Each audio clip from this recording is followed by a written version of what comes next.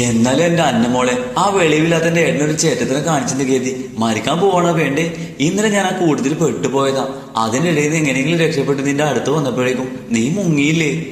അന്നയെ നോക്കി ക്ലാസ് മുറിയിൽ നിന്ന് വെച്ച് നോവോടെ ചോദിക്കുമ്പോ വിരൽ തുമ്പുകൊണ്ട് അവളുടെ കവളുടെ മെല്ലെ തലോടിയിരുന്നു. അല്ലെങ്കിൽ ഈ നിസാര കാര്യത്തിന് ആരെങ്കിലും ഇങ്ങനെ വിഷമിച്ചു നിൽക്കോ? നല്ലത് തിരിച്ചു കൊടുക്കണം, അതാ വേണ്ടേ. ഞാനായിരുന്നെങ്കിൽ എന്റെ ഏട്ടനെന്ന് പറയുന്ന ഡ്രാക്കുളയും കൂടെയുള്ള കുട്ടിപ്പിശാചിനെ അപ്പതന്നെ മണ്ണിൽ താഴ്ത്തിയേനെ. ആ നിസാര കാര്യം തന്നെ ലച്ചത്. അന്ന വിങ്ങളോട് അവളുടെ കൈവരിൽ നടത്തി മാറ്റിയിട്ട സ്വരത്തോട് അവളൊന്ന് ചിരിച്ചു. കയ്യിലിരുന്ന ആ പാവക്കുട്ടിയെ പതിയെ നെഞ്ചോട് ചേർത്ത് വെക്കുമ്പോ ശ്വാസം അടക്കിയിരുന്നു. കണ്ടു നിൽക്കുന്നവർക്കെല്ലാം നിസാരം തന്നെയാ ലച്ചു. അതിന്റെ വേദന അറിയണമെങ്കിൽ നീ എന്റെ സ്ഥാനത്തിന് ചിന്തിക്കണം. ചുറ്റും കൂടി നിൽക്കുന്നവരുടെ മുന്നിൽ ഒരു കോമാളിയായി ഒരുങ്ങേണ്ടി വരുന്ന അവസ്ഥ അത് അനുഭവിച്ചാലേ മനസ്സിലാകൂ ലച്ചു.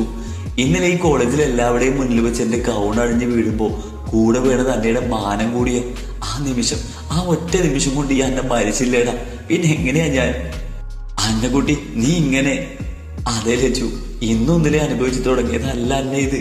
ചെറുതുടിപ്പായ 5-ാം മാസം എന്റെ അമ്മയുടെ വയറ്റിൽ കഴിഞ്ഞ കാലം മുതലേ അന്ന വെറുക്കപ്പെട്ടവളാ, സ്വന്തം അമ്മക്ക് പോലും. അന്നയുടെ മിഴികൾ ജനൽ കമ്പികൾ കടന്ന് എന്തെന്നില്ലാതെ പുറത്തേക്ക് അകലുമ്പോ നീറ്റിലോടെ കൺപീലികൾ പിടിച്ചു. എന്റെ പപ്പ മരിച്ചത് എന്റെ ദോഷം കൊണ്ടാന്ന് വിശ്വസിച്ച എന്റെ അമ്മ അന്നെ ഉപേക്ഷിച്ച് ഈ ലോകം വിട്ട് പപ്പയുടെ അടുത്തേക്ക് പോയി. അന്ന് വെറുത്ത് തുടങ്ങിയത് എന്റെ ഇച്ഛായം പോലും. പക്ഷെ ആ വെറുപ്പ് എല്ലാവരിലും പറന്നു കയറാൻ അധികം താമസമൊന്നും വേണ്ടി വന്നില്ല. അവളുടെ മിഴികൾ അപ്പോഴും വേദനയോടെ നിറഞ്ഞു തുടങ്ങിയിരുന്നു. ആദ്യമൊക്കെ എല്ലാവർക്കും ഇഷ്ടമായി നീ വണ്ണം ക്യൂട്ടെന്നും ബബ്ലി എന്നൊക്കെ പറഞ്ഞ് കൊഞ്ചിച്ചിരുന്ന അന്നെ എപ്പോഴും അവർക്കൊക്കെ കണ്ണിന് പിടിക്കാതായി ലച്ചു. സ്കൂളില്, കല്യാണ വീട്ടില്, ഹോസ്പിറ്റലില്, അങ്ങനെ ആൾക്കൂട്ടം കൂടുന്നേരത്തല്ല ഈ നശിച്ച വണ്ണത്തിന്റെ പേരിൽ എന്റെ ശരീരം അളവെടുത്ത് എന്നെ സങ്കടപ്പെടുത്താനായിരുന്നു എല്ലാവർക്കും ഇഷ്ടം. ഓരോ ദിവസം കഴിയുന്നോറും കുത്തുവാക്കുകളില്ലാതെ അന്നയുടെ ജീവിതം ഈ നിമിഷം വരെ കണ്ട് പോയിട്ടില്ല ലച്ചു. ലച്ചുവിന് എന്ത് പറയണത് പോലും അറിയാതെ നീറ്റിലോടെ നിശബ്ദമായി എല്ലാം കേട്ടു നിന്നതേ ഉള്ളൂ. ആ അന്നക്കുട്ടി, നീ അതൊക്കെ വിട്ടേ. ബോധമില്ലാത്തവർ അന്ന നിന്നെ കളിയാക്കി നിൽക്കുന്നത് നീ അത് മനസ്സിലാക്കി. പ്രശ്ന ശരീരത്തിനാണെങ്കിൽ എങ്ങനെയെങ്കിലും ചികിത്സിക്കാം. മനസ്സിൽ ദൂഷിപ്പും അഴുക്കുവാണെങ്കിൽ നല്ല ചുട്ട മറുപടി കൊണ്ട് അവരൊക്കെ മാറൂ. ഫസ്റ്റ് നിന്റെ ഈ പാവം പിടിച്ച മൈനൊന്ന് മാറ്റിയെടുക്കുമ്പോളെ. ഒന്നും മിണ്ടാതെ ദൂരേക്ക് നോക്കി നിൽക്കുന്ന അന്നയെ നോക്കി ലച്ചെന്ന് അകം കടിച്ചു. ഈ പെണ്ണിനെ എങ്ങനെ ഒന്ന് കൂളാക്ക? പെട്ടെന്നെന്തോ ഓർത്ത പോലെ അവളുടെ കയ്യിൽ നിന്നും ആ പാവക്കുട്ടിയെ പിടിച്ചു വാങ്ങി. ഒന്ന് പിടഞ്ഞു തന്നെ ലച്ചുവിലേക്ക് തിരിയുമ്പോ അവളത് കയ്യിലേക്ക് തിരിച്ചു മറിച്ച് നോക്കുകയായിരുന്നു. എന്നാലും ഞാൻ അതല്ല ആലോചിക്കുന്നത്, ഈ ക്രിസ്മസ് പാപ്പാനെ ആരാ അവിടെ കൊണ്ടിട്ടിരുന്ന? ആദ്യം December 25 ജനിച്ച നിനക്ക് വേണ്ടിയിട്ട്. ഇനി ഇത് എന്റെ ഏട്ടന്റെ പുതിയ കെണി വല്ലതാണോ മോളെ? ലച്ചു പാവക്കുട്ടിയുടെ പിന്നിൽ ഒട്ടിക്കിടക്കുന്ന കടലാസ് തുണ്ടിന് ഊർന്നെടുത്തു. ഇനി ഇതിന്ന് വല്ല ക്ലൂവും കിട്ടുമോ നോക്കട്ടെ. അവൾ ആ പേപ്പറിലേക്ക് സൂക്ഷിച്ചു നോക്കി. നീയാൽ സ്നേഹം നിഷേധിക്കപ്പെട്ടവൻ, നീയാൽ ഹൃദയം പറിച്ചറിയപ്പെട്ടവൻ, നീയാൽ രക്തം ചിന്തി മുറിവേറ്റ് വീണവൻ. ലച്ചു ഒരു പ്രത്യേക താളത്തിൽ ആ വാക്കുകൾ വായിച്ചു നിർത്തി. ഇത് സംഗതി വേറെ ലെവലാണല്ലോടി മോളെ. ഈ നീയാൽ മുറിവേറ്റ് വീണവെന്നൊക്കെ പറയുമ്പോ അവൾ താടിക്ക് വെല്ലൂന്നി അന്നയെ നോക്കി. കാര്യമായി ശ്രദ്ധിക്കാതെ അന്നേ, നീ കാരണം ആ പുള്ളി കുറെ വേദനിച്ചിട്ടുള്ളത് പോലെ അല്ലേ? എന്തോ എനിക്ക് വായിച്ചപ്പോ അങ്ങനെയാ ഫീൽ ചെയ്തേ. അന്ന ഒന്നും മിണ്ടിയില്ല. ഇനി ഇതും പാര വല്ലതോണം എന്റെ ദൈവമേ. ഈ കൃഷ്ണചരിതം റിവെഞ്ച് എന്നൊക്കെ പറഞ്ഞ് നിനക്കിട്ട് പണി തരാനാവോ? എനിക്കറിയില്ല. എന്തായാലും ഞാൻ അറിഞ്ഞുകൊണ്ട് ആരെയും വേദനിപ്പിക്കില്ല ലച്ചു. ഒരാളെ വേദനിപ്പിക്കുമ്പോ ആ മനുഷ്യന്റെ മനസ്സ് എന്തുമാത്രം നേറുമെന്നുള്ളത് മറ്റേരെക്കാളും നന്നായിട്ട് അന്നൊക്കെ അറിയാം. നീ അധികം തന്നെ എല്ലാം വരുന്നെത്തിച്ച് കാണാം. അല്ലെങ്കിൽ ഞാൻ വിചാരിക്കുന്ന പോലെയൊന്നല്ലല്ലോ വിധി പിന്നെ കൊണ്ടുപോകുന്നത്. കടുപ്പത്തോടെ ലച്ചുവിനെ നോക്കി അന്ന വാശിയിൽ ആ പാവക്കുട്ടിയെ പിടിച്ചു വാങ്ങാൻ ശ്രമിച്ചു. ലച്ചുവിന്റെ കയ്യിൽ നിന്നും വാങ്ങിയതും പെട്ടെന്ന് പാവക്കുട്ടി തറയിലേക്ക് തെറിച്ചു വീണിരുന്നു. അയ്യോ! അന്ന ലച്ചുവിനൊന്ന് തറപ്പിച്ചു നോക്കി വെപ്രാളത്തോടെ പാവക്കുട്ടിയുടെ അരികിലേക്ക് ഓടി. പാവക്കുട്ടിയിലേക്ക് കണ്ണോടിച്ചുകൊണ്ട് പതിയെ തറയിലേക്ക് കുനിഞ്ഞതും മുന്നിൽ 2 കാലുകൾ. ഒരു നിമിഷം അവന്റെ സംശയത്തോടെ ആ കാലുകളെ നോക്കി. ഒരു പഴഞ്ഞ സ്ലിപ്പർ ധരിച്ച് കണങ്കാലി വരെ നിൽക്കുന്ന ഗ്രേ കളർ ക്ലോത്തിങ് പാൻറ്റിട്ട 2 കാലുകൾ. അന്ന പതിയെ നിവർന്ന് നിൽക്കുമ്പോൾ ഒട്ടും പരിചയമല്ലാത്തൊരു രൂപമായിരുന്നു മുന്നിൽ. ബ്ലൂ ചെക്ക് ഷർട്ട്, കൈത്താണ്ടിലും കഴുത്തിലും വരെ ബട്ടൺസ് കയറ്റിയിട്ടുണ്ട്. എണ്ണ തേച്ച് മിനിക്ക് കറുത്ത തലമുടി കുഞ്ഞു പിള്ളാരെ പോലെ ഭംഗിയിൽ കോതി ഒതുക്കി കണ്ണിൽ നല്ലൊരു പവർ ഗ്ലാസും ഭൂതക്കണ്ണാടിയും വെച്ച് താൻ അലസമായി നോക്കുന്ന ഒരു മനുഷ്യൻ. മൊത്തത്തിലൊരു അയ്യോ പാവ ലുക്ക്. അന്നയെ കടന്നുമ്പോൾ അയാൾ പല്ല് കെട്ടുന്ന ചിരിച്ചു കാട്ടി. അതാ മിനിങ്ങുന്ന പല്ലിന്റെ സ്റ്റീൽ കമ്പി വേലി. അവൻ കുനിഞ്ഞു മെല്ലെ പാവയെ എടുത്തു. അന്നയ്ക്ക് നേരെ അത് നീട്ടും മുന്നേ തന്റെ ബലം കൈ അവൾക്കായി നിവർത്തി കാട്ടി. ഹായ്, ഐ ആം ദേവ. പതിഞ്ഞ സ്വരത്തിൽ പറഞ്ഞൊരു കയ്യിൽ പാവക്കുട്ടിയെ ഒതുക്കി അവൻ നിഷ്കളങ്കമായി ചിരിക്കുന്നു. അന്നക്കെന്തോ പാവം തോന്നി. ഓർക്കാതെ അവന് നേരെ കൈ നീട്ടിയതും അതാ കൈത്തണ്ടിൽ ഒരു പിടി. അന്ന തലയുയർത്തി സൈഡിൽ ഒരാൾ നിന്ന് കണ്ട് കാണിക്കുന്നു. ലച്ചുവാണ്. ലച്ചുവിന് അടിമുടി പുച്ഛത്തോടെ നോക്കുന്നുണ്ട്. സംഗതി പുള്ളിക്കാർക്ക് ഇഷ്ടപ്പെട്ടിട്ടില്ല. ആരാ? എന്താ? എന്ത് വേണം? എവിടുന്ന് ഉറഞ്ഞു കയറിയ ഗൗരവത്തോടെ ജാട കാട്ടി ലച്ചു ചോദിക്കുന്നത് കണ്ട് അന്നക്ക് അതിശയമാണ് തോന്നിയത്. ഇവൾക്ക് ഇത് എന്ത് പറ്റിയെന്ന ഭാവത്തോടെ അന്ന അങ്ങനെ നോക്കി നിന്ന് പോയി. ഞാൻ ദേവ, BA ഇംഗ്ലീഷ് ഡിപ്പാർട്ട്മെന്റ്, 3rd ഫ്ലോറില്. അതിന് ലച്ചു കല്ലിപ്പിച്ചു തന്നെ. അല്ല, ഞാൻ ഇന്നലെ കോളേജ് ഫംഗ്ഷൻസിൽ കണ്ടിരുന്നു.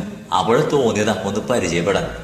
ആഹാ, എനിക്ക് അപ്പോഴേ തോന്നി താന്റെ ഈ ഒലിപ്പിൽ കണ്ടപ്പോ മോൻ ലൈനടിക്കാൻ വന്നതാവോ അല്ലേ? ലച്ചു പുച്ഛത്തോടെ പറഞ്ഞ് ചുണ്ടു കോണിച്ച് കാട്ടുന്നു. അന്ന നോക്കിയത് മുഴുവൻ ആളുടെ മുഖത്തേക്കാണ്. ഉള്ളിയുടെ മുഖത്തപ്പോഴേക്കും നേരി വന്ന പുഞ്ചിരി മറഞ്ഞു തുടങ്ങിയിരുന്നു. ലച്ചു അന്ന ലച്ചുവിനെ അടക്കി നിർത്താൻ ശ്രമിക്കുന്നുണ്ട്. എവിടെ കേൾക്കാൻ? ഞാൻ ഇന്നലെ സാരിയെ കൊടുത്ത് ഇത്തിരി ഗ്ലാമറായി നിന്നുപോയി.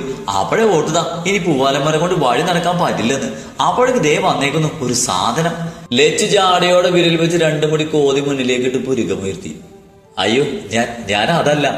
അല്ല, താൻ എന്തോ കരുതി? ഞാൻ ആരാണെന്ന് തനിക്കറിയോ? അടുത്ത വർഷം മിസ്ട്രിമാണ്ടുമായി മത്സരിക്കാൻ നിൽക്കുക ഈ ലച്ചു. എന്റെ റേഞ്ച് എത്രയാണെന്ന് അറിയോ തനിക്ക്? ശരി, അതൊക്കെ പോട്ടെ. എന്റെ പിന്നാലെ നടക്കാനുള്ള മിനിമം യോഗ്യതയെങ്കിലും തനിക്ക് ഉണ്ടോടൂ? താൻ തന്നെ മുഖം ആദ്യം ഒന്ന് കണ്ണാടി നോക്ക്. ചിമ്പാഞ്ചിക്ക് പാന്റ് ഷർട്ട് പോലെ ഒരു രൂപം, പോരാതിന് കണ്ണിലൊരു സോഡ കുപ്പിയും പല്ലില് മുള്ളുവേലിയും. ലച്ചു കത്തിക്കയറുമ്പോഴേക്കും അവൻ കണ്ണാടി അമർത്തി മുഖം കുനിച്ച് നിന്നിരുന്നു. അന്നയ്ക്ക് വല്ലാത്ത സങ്കടം തോന്നി. മറ്റുള്ളവരുടെ മുമ്പിൽ അപമാനിക്കപ്പെടുന്നതിന്റെ വേദന. ലച്ചു ഒന്ന് മിണ്ടാതിരിക്കടി. ഇഷ്ടല്ലെങ്കിൽ അതൊക്കെ പറഞ്ഞാ പോരെ. എന്തിനാ പാവത്തിനെങ്ങനെ? നീ ഒന്നും മിണ്ടാതിരുന്ന തന്നെ ഇവന്മാർക്ക് കണക്കിന് കൊടുത്തില്ലേ പിന്നെ പിറകെന്ന് മാറില്ല. ലച്ചു നേരെ അവന് നേരെ തിരിഞ്ഞു. ഡോ, അവസാനമായിട്ട് പറയാ, ഇനി താൻ എന്റെ പിന്നാലെങ്ങാനും വന്ന ഈ ലച്ചു വരാന്ന് അന്ന് താൻ അറിയും, കേട്ടല്ലോ. വാടി. വാശിയോടെ ലച്ചു അന്നയുടെ കൈ പിടിച്ച് വലിച്ചു. തെല്ലൊരു പതർച്ചയോടെ അന്ന അവനെ നോക്കി നിൽക്കെ ലച്ചു അവളെ വിളിച്ചുകൊണ്ട് ക്ലാസിന്റെ പുറത്തേക്ക് നടന്നിരുന്നു. ഇവളുടെ ഒരു കാര്യം. അന്ന പെറുപെറുത്തുകൊണ്ട് ലച്ചുവിന്റെ കൂടെ പോകുമ്പോഴാണ് പിന്നിലൊരു വിളി. അതേ. ലച്ചു ഒന്ന് നിന്നു. കരി താങ്ങാൻ കഴിയാതെ കണ്ണുകൾ ഇറുക്കി തിരിഞ്ഞു നോക്കി. സംശയത്തോടെ അന്നയും. എന്താടോ? എനിക്കിഷ്ടം ആ കുട്ടിയെയാ. അന്നക്ക് നേരെ ചൂണ്ടി നിന്ന വിരലുകൾ അതിശയത്തിൽ അന്നെ വിളിച്ചു പോയി. അപ്പോഴും ആ മുഖത്തിന്റെ നിഷ്കളങ്കതയാണ്. ലച്ചു ചെറിയൊരു ചമ്മലോട് അന്നയെ വാപ്പൊളിച്ച് നോക്കി. ശ്രീലക്ഷ്മി. അങ്ങനെ നിൽക്കുമ്പോഴാണ് ഏതോ ഒരു കുട്ടി ഉറക്കെ വിളിച്ചുകൊണ്ട് ക്ലാസ്സിലേക്ക് ഓടിക്കേറിയത്. എന്താടാ? എടോ, തന്റെ ഏട്ടനില്ലേ 3rd ഇയറിലെ ശ്രീരാഗേട്ടൻ? പുള്ളി ആരെ പഞ്ഞി കിട്ടു. ദേഹം മുഴുവൻ കേട്ടായിട്ടതേ കോളേജിന്റെ ഫ്രണ്ട് കോമ്പൗണ്ടിൽ വന്നു നിൽക്കുന്നു. ഒരു ഞെട്ടിലോടെയാണ് അന്ന വാർത്ത കേട്ടത്. വിശ്വസിക്കാനാകാതെ ലച്ചു അന്നയെ മാറി മാറി നോക്കി. പിന്നെ ഒരു നിമിഷം നിന്നില്ല, നേരെ ഫ്രണ്ടിലേക്ക് ഓടി. ആൾക്കൂട്ടത്തിനിടയിൽ തിക്കിത്തിരക്കി അന്നയും ലച്ചുവും താഴെ നിലയിലെ കൈവരിയിൽ വന്ന് നിൽക്കുമ്പോൾ മുന്നിലെ കാഴ്ച. വലം കൈ പ്ലാസ്റ്റർ ഇട്ട് തലക്ക് ചുറ്റും വെള്ളത്തുണി വെച്ച് കെട്ടി നടക്കാൻ പോലും കഴിയാതെ ഊന്നുപടിയുമായി കാറിൽ നിന്ന് ഇറങ്ങി നിൽക്കുന്ന ശ്രീരാഗ്. ആ നിൽപ്പ് കണ്ടതും എവിടെയെന്ന് അറിയില്ല, അന്നയുടെ നെഞ്ചിലൊരു ഭാരം വന്ന് വീണ പോലെ. നേരിയ സങ്കടത്തോടെ ലച്ചുവിലേക്ക് മുഖം തിരിക്കുമ്പോ പെണ്ണ് നിന്ന് ചിരിയോട് ചിരി.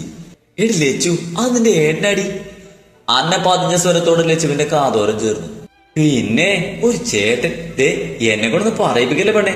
ഇന്നലെ ഈ അലവലാതി കാരണം നീ കരഞ്ഞു വിട്ട് നിന്നത് മരിക്കാൻ പോയതല്ല ഇത്ര വേഗം മറന്നു പോയടി ശവമേ. കണക്കായി പോയി. ആഹാ, എന്താ നിൽപ്പ്, കാണാൻ നല്ലൊരു ചേല്. അയ്യോ, ഞാൻ ഇത് ആരോട് പറഞ്ഞ് ചിരിക്കുവേ? അന്ന ചുറ്റും നോക്കുന്നുണ്ട്. എല്ലാവരുടെയും മുഖത്ത് അത്ഭുതമാണ്. എന്നാലും ആരാവും ലച്ചു നിന്റെ ഏട്ടനിങ്ങനെ? ആരായ നമുക്കെന്താടി? ഈ പരുവത്തിൽ അങ്ങനെ നിന്റെ മുന്നിൽ കൊണ്ടെത്തിച്ചതല്ലേ. പണ്ടെങ്ങാനും പണി കൊടുത്ത് ഏതെങ്കിലും ഒരുത്തനാവും. ഏതായാലും ദൈവം എന്റെ പ്രാർത്ഥന എത്ര പെട്ടെന്ന് കേൾക്കുമെന്ന് ഞാൻ വിചാരിച്ചില്ല. ഏതവൻ ചെയ്തതാണെങ്കിലും എന്റെ കൈ കെട്ടിരുന്നേ ആ കവളിപ്പിച്ചൊരു ഉമ്മ കൊടുത്തേനെ ലച്ചു. ശ്രീരാഗ് കാറിൽ നിന്നിറങ്ങി. പിന്നാലെ അവന്റെ ഫ്രണ്ട്സും അവനെ താങ്ങി പിടിച്ചെന്നോണം തീയെ നിൽപ്പുണ്ട്.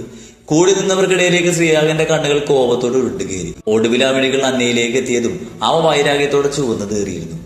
കഴുത്തിൽ ബെൽറ്റിട്ട് പാതിയടഞ്ഞ കണ്ണുകൾ വലിച്ചു തുറന്ന് തലയിട്ട് നോക്കുന്നത് കണ്ടപ്പോൾ തന്നെ പലരും ചിരിച്ചുപോയി. പക്ഷേ അന്ന മാത്രം തെല്ലൊന്നും ഭയന്നു. അന്നൊന്ന് കുറച്ചുകൊണ്ട് ലച്ചുവിനെ നോക്കി. അയ്യോ, എന്നെ നോക്കുന്നു ലച്ചു. അതിന് നീ എന്തിനടി പേടിക്കുന്നേ? ആ സാധനത്തെ ഇപ്പോ ഒന്ന് എണീറ്റ് നിൽക്കാൻ പോലും പരസഹായം വേണം. അപ്പോടാ ചാവട്ടി കൂടുന്ന കൂടുതൽ ആ 2 കണ്ണും കൂടി കൂത്തിപ്പൊടിക്കേണ്ടതായിരുന്നു. അന്നക്ക് നേരെ ശ്രീയുടെ മിഴികൾ നീളുമ്പോ പിന്നിലായി ദേവിന്റെ രൂപം തെളിഞ്ഞു വന്നിരുന്നു. തന്റെ സോഡ കുപ്പി ഗ്ലാസിനെ കയ്യിലേക്ക് എടുത്ത് ഷർട്ടും തുമ്പ് തുടക്കുമ്പോ ആ മുഖത്ത് വിടുന്ന പുഞ്ചിരി.